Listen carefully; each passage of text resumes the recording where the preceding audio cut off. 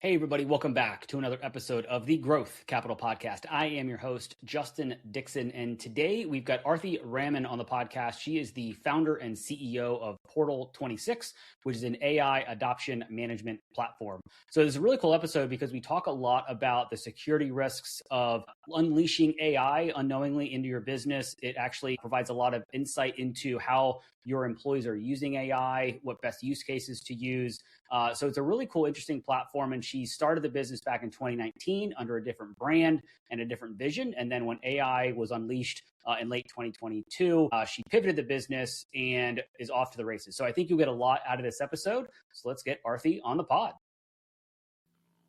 Interested in hearing conversations with private equity leaders, CEOs of private equity-backed companies, and startup entrepreneurs where they share their stories about their career journeys, starting, investing in, and scaling successful businesses, and the important role that having the right talent plays in building a successful business, then you are in the right place. Welcome back to another episode of the Growth Capital Podcast. Here's your host, Justin Dixon.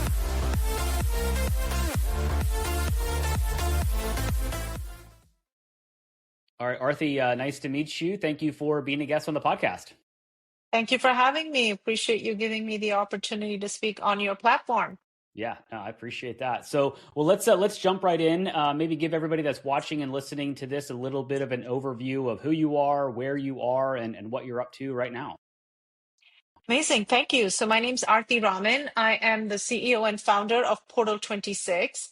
Portal26 is a SaaS solution that helps enterprises adopt AI. And what's neat about us is we discover everything that's already being used. We secure it. So there's a security aspect, but then we also help you get value from it. So there's value realization elements that are quite unique and valuable because no one's in the business of AI just, to be more unsafe. You want to get something out of it. So things like measuring impact, finding opportunities, where to build, why to build, how to build, and once you build, how to monitor that and keep it safe. So it's really exciting to be in this space. We have been at this since 2023. So we were officially first out the gate. And we are so excited the market is meeting us now because, everyone needs it and loves it. So thank you again. Interesting. Well, before we jump into more around kind of what the business is and how it works, how did you start it? Why did you start it? Kind of let's talk about I like to hear people's origin stories. Yeah, so origin story predates AI, which is really interesting. So I started the company in 2019. I used to be at Symantec. At Symantec, I had a lot of exposure to M&A. Part of my job was competitive intelligence. So my team supported Symantec's acquisitions, et cetera. And so, having a look at all of what was happening back then. So 2019 was when ransomware was a big deal. You'll recall there were large breaches and lots of, most of us have had our information already compromised in the US. So part of what motivated me was to try to solve that problem. And I came at it from a data security standpoint. So searchable encryption is kind of what that company was about. So can you keep your information in these large databases and then help applications and people work on it without decrypting it? Because if you could do that, if databases get compromised at scale, you don't have 100 million people losing their identity information. So that was kind of like the genesis of that company. It was actually really successful, but you don't sell encryption. And you asked for a story. I'm giving you a story now. So you don't sell encryption without NIST certification. So it took us 2 years to get that, right? Because then, you want to be really secure and not make amateur mistakes. So in 2021 is when we took that product officially to market, fully certified and everything. And it was a great year. We landed customers in, regulated spaces that cared. And then we did our first venture round in very early 2022. And it was for that encryption company. Great run that year. It was a fantastic year. So lots of it, added money. Investors were happy. Everything was good. But then November 2022, ChatGPT hits the market, right? And we've spent 3 years building this community of CISOs and CIOs around us because obviously, right, waiting for our product to come to market. And so as any good founder should do, I went back to that community in November and December 2022 and said, hey, here's this thing, ChatGPT seems to be taking off. What do you think? Is this something we should account for? What should we do? And we're pretty close to, I want to say there were about 56 companies around us at the time. And they were like, oh, this is real. This is real. You should do something about it. And so we did what is pretty unusual. We made a pivot at a time when things were going well. And so, right, so we took this vault that we had, which is where you can do search and analytics without decryption, and we decided to populate it with AI transactions so that we can analyze them, right? Because we wanted an enterprise to give us everything AI, every call, every, whether it's direct, indirect, employee, east, west, north, south, everything. And we wanted to analyze it in real time to do different things. Security being a big one, right? So make sure people weren't doing bad things. Productivity was another, analyzing consumption, optimizing investment. So we sort of had this grand plan founded on the basis of our ability to real time at scale analyze pretty sensitive information. So we took about, I want to say 9 months to kind of build out this vertical AI consumption analytics app on top of that vault. And we launched in September of 2023, this new product. We also changed our name. We used to be called Titanium. We changed our name to Portal26, kind of a new direction. Yeah. And we haven't looked back since. The uptick was fantastic. For a while, we coined the term shadow AI. It wasn't called anything, but at the time, just discovery, visibility, knowing what's happening and having the analytics to do that was a big deal. Then 2024, it became about security. 2025, shadow AI became really mainstream. And now we're leading the charge on value realization, productivity, but it's a really mature platform deployed globally at really large companies and wonderful things. But the journey has been interesting because no one expects you to do a pivot when things are going well. So lots of questions to answer. Investors invested in encryption. They got AI, so there's a journey there, but things are looking good now. Everyone's happy. So. How did that go over with the investors? Because obviously it seems like they invested in your company in kind of one lane. Things are going really well. They're probably excited about everything. And then you go back to them and say, oh, by the way, here's what we're going to do. We're going to pivot into rebranding, building another kind of use case, et cetera. How did you kind of smooth that over with investors to, make them be as excited as the original investment as they were in kind of the new direction? To tell you the truth, it was a real challenge. It really tests you as a founder because I worked really hard to get luminaries from the specific fields of encryption to invest in us and join our board, right? And so you're talking about a generation of people that invested in PGP and, fully homomorphic, like things that were very technically specific to what we were about to do. And AI was brand new. So a lot of people didn't understand it. And we live in a bit of a bubble. So I've got investors from the Valley, but also investors from outside the Silicon Valley, middle of the country. And so, just a lot of questions on, is it necessary? Should we not wait, etc. And so part of that 9-month process for the pivot, part of it was, we've got the teams building, but we also have to make sure that the board is happy with what we were up to. However, to our benefit, right, this thing got hyped very fast. So as we were building, there were forces outside of our boardroom that were generating excitement. We had our Silicon Valley investors communicate with the out of the Valley investors, etc. And eventually, then it's a story with a really happy ending. But it does test you as a founder because what you're doing is you're building 2 companies with 1 investment, right? We didn't go do another round. We actually redirected our capital to this, including the capital given to us by our customers. Right. Okay. And so then the tier 2 of that is, what about the customers that bought an encryption, right? What about them? And so I'll wait for you to ask me that, but there's 2 different journeys there.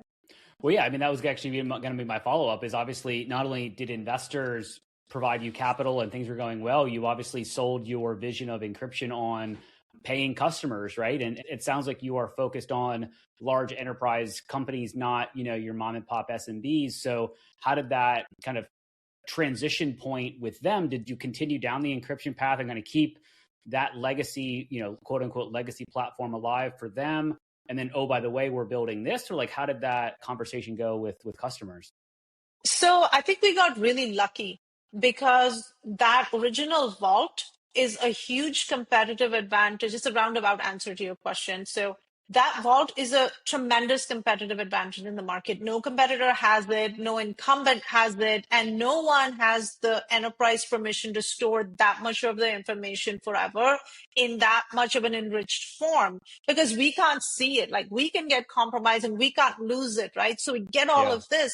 And because it's the first layer of our own global SaaS, we invest a lot into that platform. So what has happened is our existing customers have had the benefit of a platform that continues to be really solid. And now ours is bigger than any of our customers because we're serving all these global customers in that one vault. So it's been positive. We also don't refuse to sell it.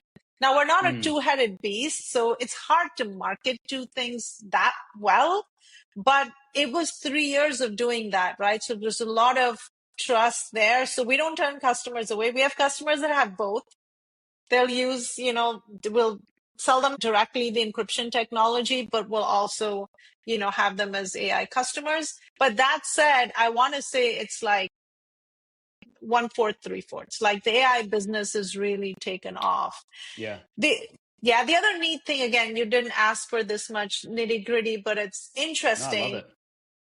I think they're merging because we can do, think of us as like encrypted search. Because we can do encrypted search, you have all these vector databases that are now in that AI stack, right? Which also need to be secured. Elasticsearch, OpenSearch, things like that, right? So we see it merging. Like, now in 2026, I'm seeing customers that are actually AI customers that care about protecting their vector data stores, which we can do transparently, right? So you don't have to have a moment where your data's in the clear just because you have to, put it in your vector. So it's interesting. So I'm seeing a world, maybe next year where it becomes one offering. Yeah, no, that's fascinating. And obviously, it seems like you've been on the bleeding edge of that transition from kind of pure security to AI. I'm curious, because I'm not a cybersecurity expert, I guess, what are some things that companies need to think about when bringing in some type of AI, whether it's a ChatGPT or a Claude that they intend to almost roll out to their, all of their employees? Like, how do you coach people or tell people, or what should people be thinking about when it comes to security as it relates to AI that they are, forcing or unleashing on their own employees? Well, so we break it into 5 buckets because we're forced to have some structure because, you have to have a roadmap. So you kind of have to organize yourselves. So we think that knowing what's going on is incredibly important, because even if all you did was publish a policy, because, you have to have some due care because things are going to happen. So how do you have due care? So first level of due care is to at least have a policy, right? So you can say, hey, we have instructed our workforce to be doing things responsibly, but you can't have a policy if you don't know what you need a policy for, right? All AI is not the same. All applications are not the same. If you bring agents in, now you have a whole nother world. Agents can spin up other agents. Just a lot going on. So we definitely advocate turning the lights on. Now, the problem with legacy solutions is they can't tell what is AI, what's not AI. What you don't want is to be stopping people from going to Google, but does Google have AI baked in, right? So it becomes really challenging. Plus, not enough vendors are openly disclosing where AI is being used either. So you could have a relationship with an application from a long time, legacy relationship that now might have AI. How do you govern all that? Anyway, long story short is we advocate discovery. And I'll spare you the selling, but, we do all these things. But so discovery is the first thing, and which can be done systematically, both on endpoints where people are working as well as on the network. So you can find all these calls. Then we worry about risk, right? All the data and privacy and IP related risks. Because, while I think here where we are, the world has caught on and people generally know they don't want to put sensitive things inside AI, but you never know. There's older people, younger people, like people in fields that aren't that technically savvy. So you want to make sure that transparent to the user, you're catching things, much like a traditional data loss prevention tool. The only difference is that AI is smart, right? So you don't have to have things that look like sensitive data for it to be sensitive. You could have Okay. context, you could have things like that, right? So that's the other thing to think about. Intellectual property is a huge problem because anything you send to a public model becomes part of that model. So you have to make sure that either you've got the private version or something else, or your data is being used to train. So these things were bigger problems in 2024 because people found their patents were public and things like that. So then after that, I think agents present the biggest risk because the more autonomy we give to AI, the more AI can go do things. And so when you hook your agents up to your databases and your emails, and now they can do things and get you in trouble, and the law will say the liability is on the human, right? So those are the sorts of things, and there are systematic ways to deal with this, but definitely many organizations are locking things down, which is, head in the sand strategy because employees are using it anyway. So I know it's a bit wordy, my response, but if you can direct questions towards specific areas, I can maybe talk a little bit more. Well, I know that a lot of companies start with almost like a bring your own device scenario, especially small businesses. I work a lot with startups and kind of mid-sized companies. So I'm imagining bigger companies may have more guide rails or guidance on what you should and shouldn't do. But when you're a small business, you're like, hey, AI is out there. It's free or very low cost if you get the kind of paid version. How do you prevent your employees from firing up ChatGPT on their own business laptop and then using personal data or company data to then upload into it, and maybe they're not paying for it, so it is training on that data? Because AI is, I guess, available to anybody. I guess, can you prevent somebody from doing that? And if so, how do you protect yourself as a business to minimize as much risk as possible? Yeah, so tools like ours, there's different kinds of solutions. There's tools that live inside browsers, there's tools that live on the network, there's tools that live on the device. And so if you have a tool that lives only on a device, then if the device is personal, you don't have any presence on the device, you can't do anything.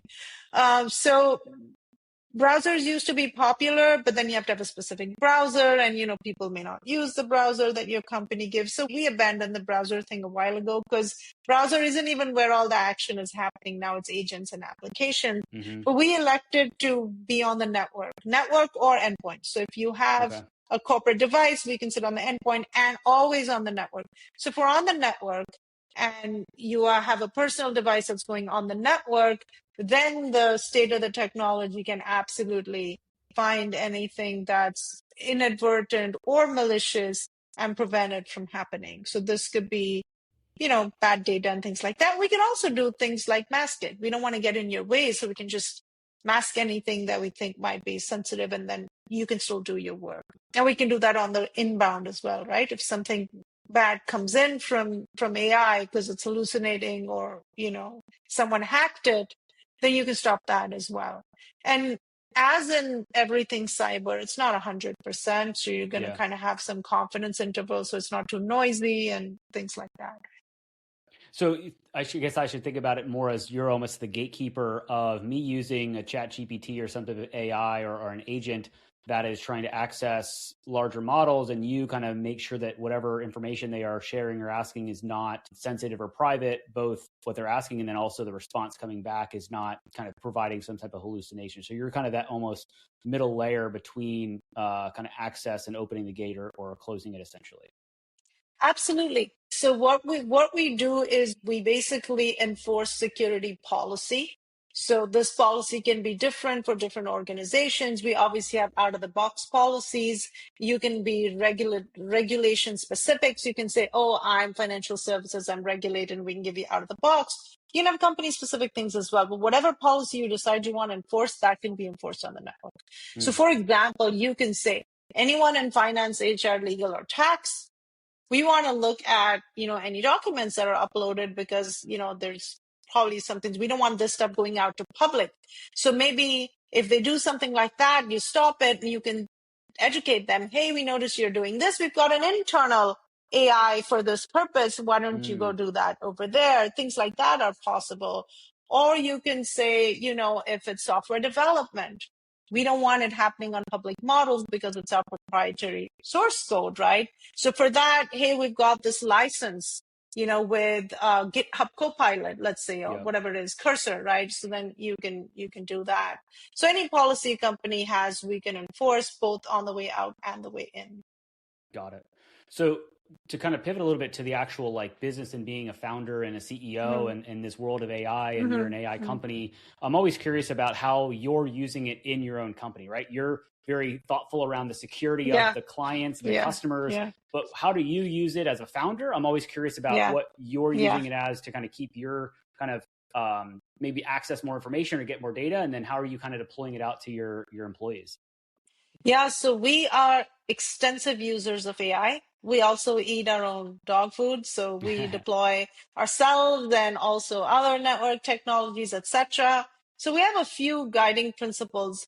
We pull down models. So we use private. We pull down models so that we are not sending anything outside of our network boundaries.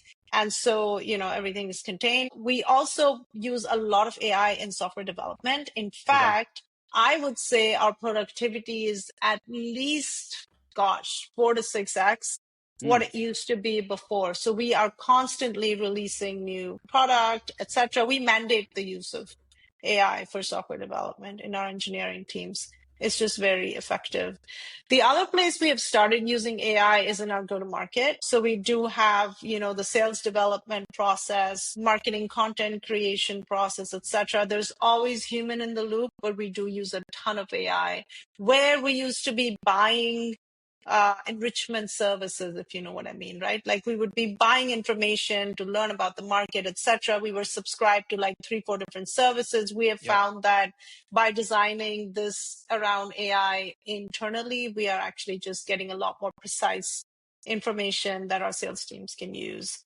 So that's really helpful. We haven't, and we don't expect to reduce headcount. We expect to grow, but we expect to grow smart. Yeah.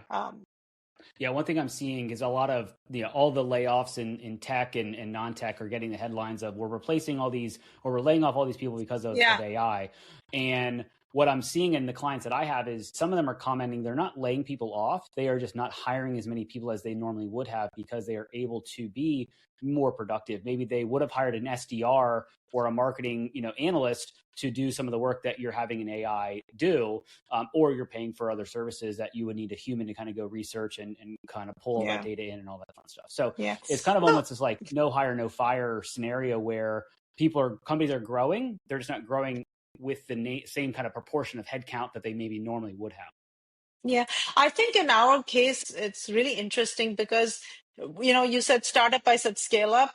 So the difference is that the activity level has skyrocketed because the market has matured. People know they need this.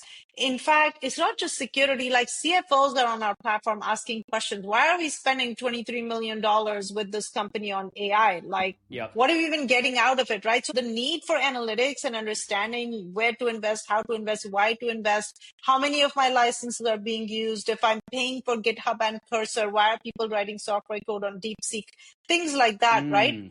So all these questions are being asked, and so the demand has skyrocketed. We couldn't hire fast enough. But AI is helping us, right? So I have no idea what we would have done in the absence of this much of a fire hose, but I do know that we would have absolutely not been able to cope without AI.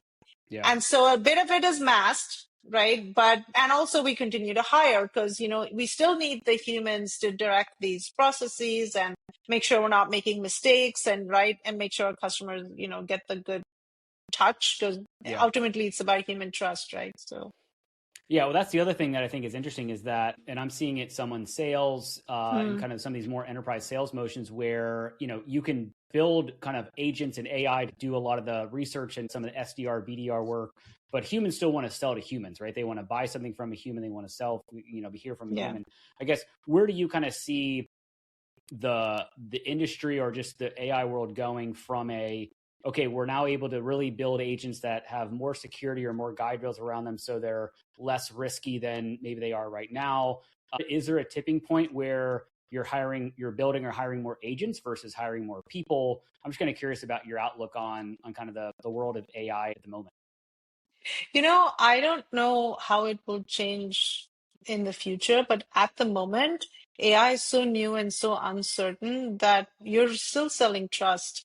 And so we haven't found any success without human touch in sales, Yeah. like none. So I'd be really nervous unleashing AI by itself or allowing direct, unsupervised communication, because I know the other side is counting on, sometimes me personally.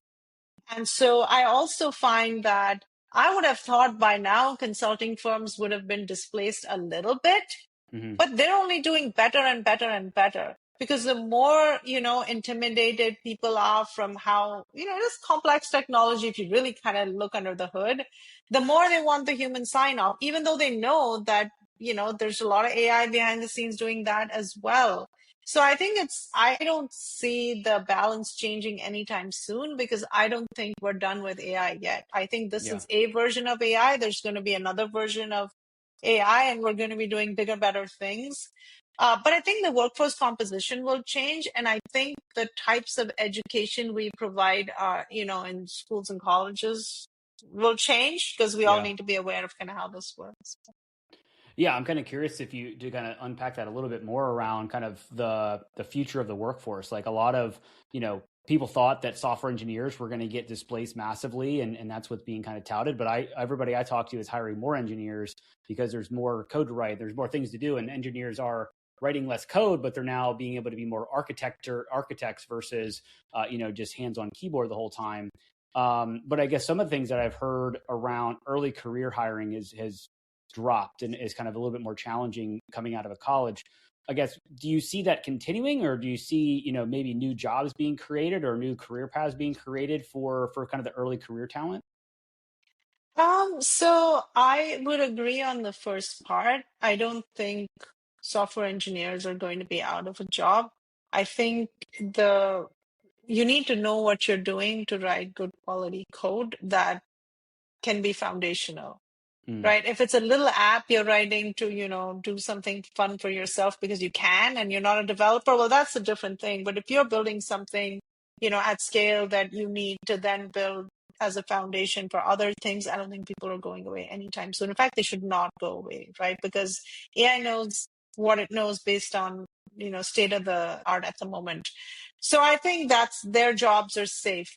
Um, and that's not just architects. I think developers' jobs are also safe. What you do need to know is how to wield AI, mm, because we will not even allow a developer to not use AI anymore. So you cannot be, stuck in the past. You have to know how to use it, and there's no job security problem. But I do think the early careers, the people coming out of college, are having a difficult time and are going to continue to have a difficult time. And I think the reason is that our education system will have to catch up and impart skills that aren't easily replaced by AI, because traditionally we have entry level people doing what we might call grunt work, right? yep. And AI is so well suited to grunt work that it makes no sense. It's like the Yeah. only thing that we should really trust AI with.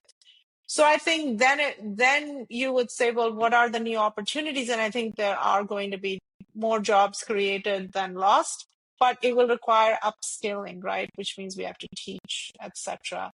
That said, I think fundamentally this is going to be good, for notwithstanding bad people doing bad things. But when the base level of knowledge rises, right, you can access information easily, you can build on it easily, you can synthesize it easily. Now all of that human brain power can be used to do amazing new things, right? Yeah. Whether it is like energy sources in space or whatever it is we're going to do in the future, right?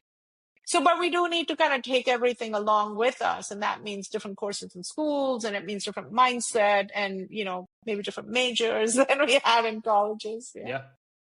Yeah, no, it's interesting.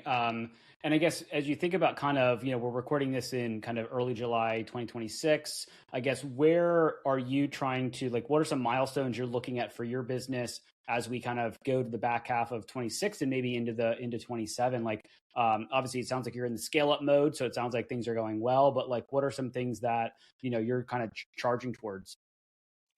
So for us at the moment, I want to say are like 80 to 90% through our original roadmap, which Mm, was basically discover, secure, I forget what all it is, but eventually to value realization. We think that value piece is still being built out as companies are maturing. But once we get there, we think that, the next unlock for us is going to be in the data itself. Because so at the moment we're facilitating, right? Let's use this data to help you deploy, help you adopt, help you consume smartly. But then there's also all of this business insight and all of this, like the inner workings of this new AI enabled workforce that's also encapsulated in this vault. And, so what can a company do if they can see how their organization is working? And this was something that was never available before. Because how did we ever capture our work? We didn't. We all worked, and then we did the output and we ran the business. But now with AI powering work, we are able to capture how work is done in all of its minute granularity, right? We know exactly how the work is produced and how the human is thinking and how it's stitched together. Everything is captured in this because we have permission to have all of this information, whatever, all the different sources. So I think that's like the huge big unlock, because that can inform an organization on how to maybe reach, and I'm just guessing, right? Like maybe it's a competitive question, maybe it's a strategy question, maybe it's, product development question. But we think that's the next unlock. But I also think the market's like, a little bit away from getting there. But we're really excited to be building this asset. Did that even make sense, or was it like? Yeah, no. I mean, I think there's a lot of just opportunity that you're kind of a little bit on the forefront of, and that's kind of a good and a scary place to be, I would imagine, because you're excited and everybody's kind of kind of drinking the Kool-Aid on AI and how it can be helpful. But I imagine your solution is kind of needed, because if you just throw AI at everything and you build a bunch of agents without any kind of guide rails or guidance, you could really open yourself up to a ton of risk. And it sounds like that's kind of where you and Portal26 would kind of come in and kind of help help support that kind of build out, but also to help put some guide rails and some security around it. The risk isn't just security, it's also financial. So like we are finding like there's 2-3 different types of, autonomous AI risk. Things like token explosion. You could figure something out in 20 seconds between you and I, 2 seconds, not even 20. And you could have two agents talking to each other and never converging, right? You go to lunch, you come back, your annual budget is exhausted. I'm not kidding, right? Happens over and over again. So that's as much of a risk to the business, right? And we see organizations diverting funds from other activities into their token spend because it's just out of control, right?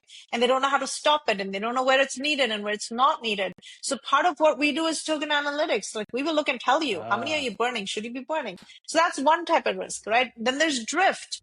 What was this agent supposed to do? What is it doing? Should it be doing it? Is it over entitled? Right? So security, the way we think about it is like data loss, all that. But then business risks from AI go beyond security. It's how you're using it, etc. Right? So we're definitely doing that as well, which CFOs love. I was just going to say, it's so funny that you brought up the token explosion, because, you hear about the engineer that spent, they're paying him $500,000 a year and he spent $10 million building an app or whatever because of the token usage. And it's like, well, was that a better use of the time, or could you have hired 2 engineers to help, essentially do the work that the $10 million for the tokens was done? So it sounds like you can look across the enterprise and see who are the super users, and maybe almost probably help guide the company, say, hey, John and Sally over here are really good at, token utilization, but they're also very highly effective, but Sally is not, or John is not. And so you could almost provide some insight into how their human capital is being used, as well as their, tokens and everything like that. 100%. And some of these things can be done in real time, right? So this is like you were saying, where would you go next? So like, give you an example.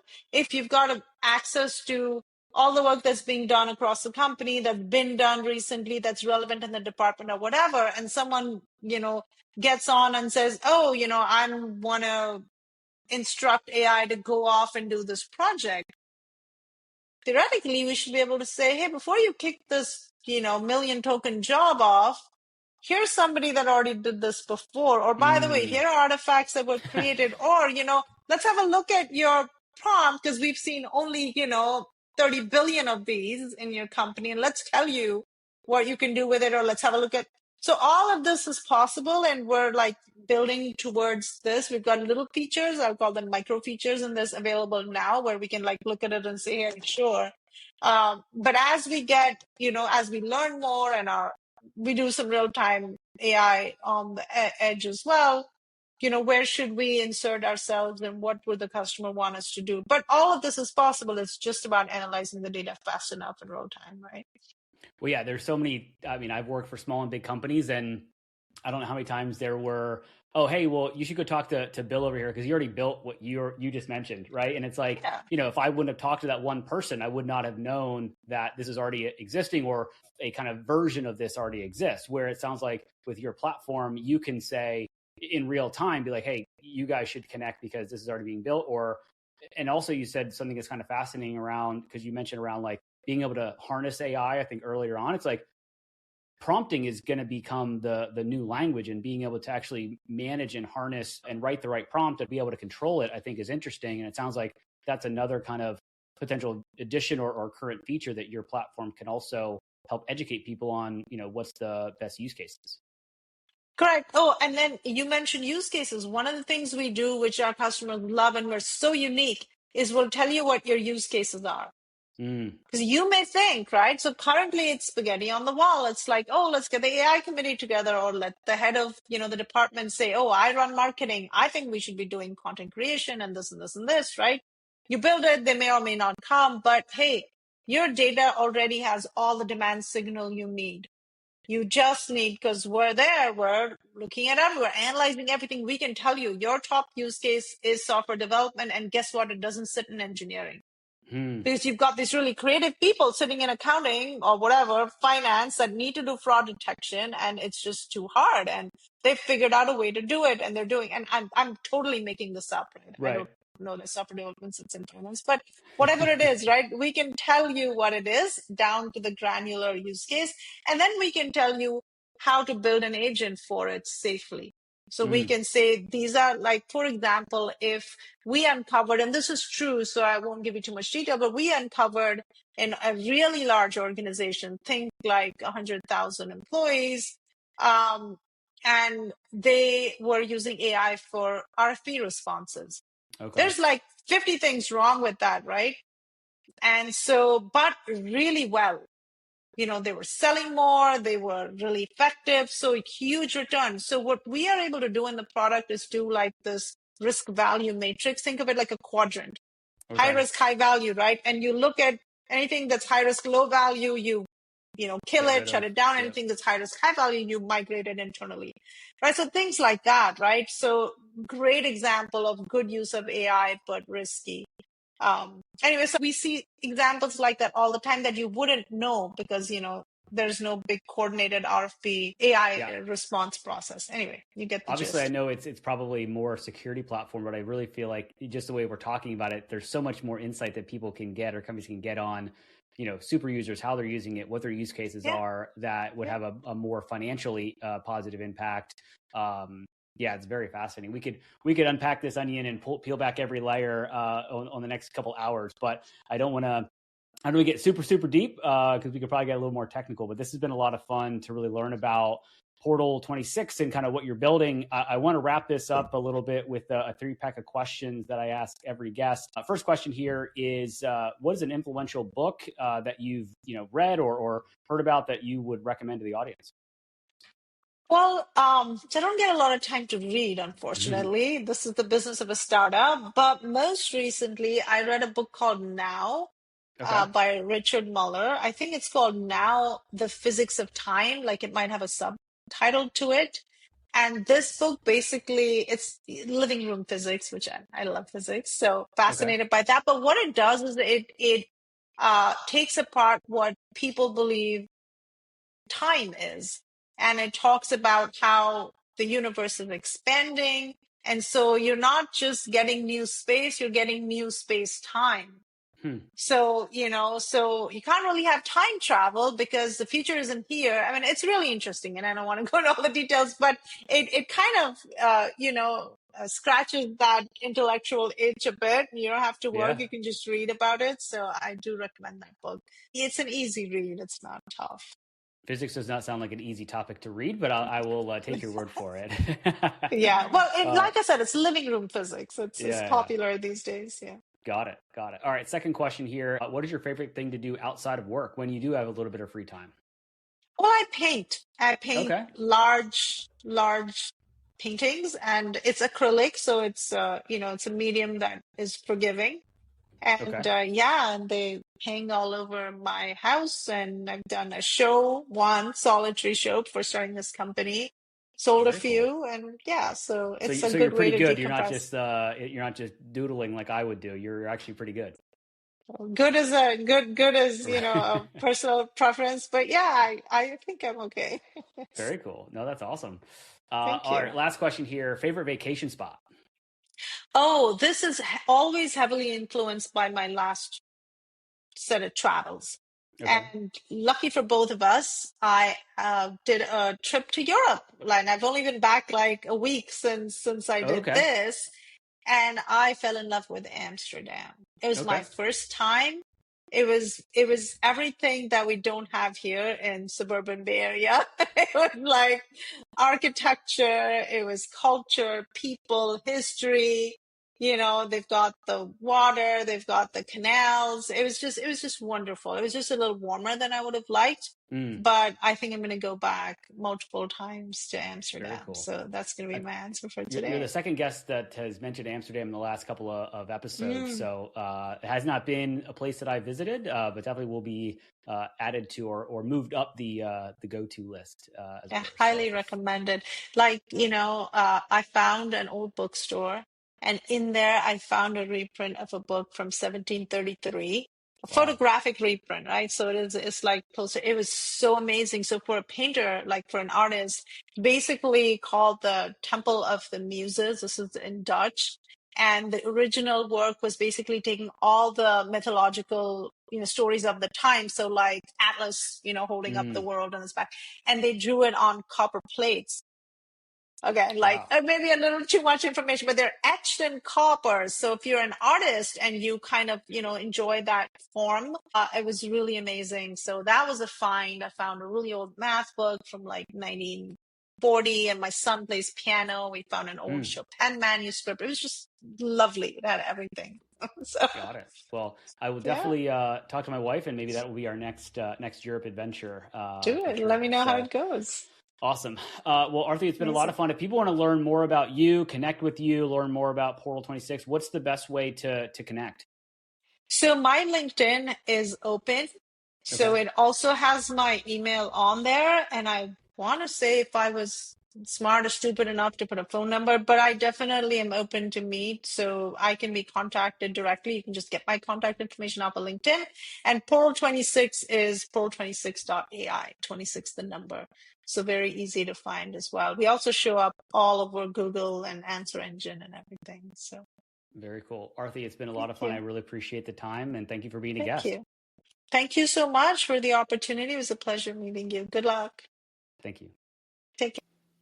I hope you found at least one actionable insight from this episode of the Growth Capital Podcast, your one-stop shop for insights from private equity leaders, CEOs, and startup entrepreneurs on starting, investing in, and scaling successful businesses, as well as the role having the right talent plays in growing a successful business. It would be greatly appreciated if you would rate and review this podcast. And if you're watching on YouTube, please like and subscribe and drop us a comment so we can expand the audience of this podcast.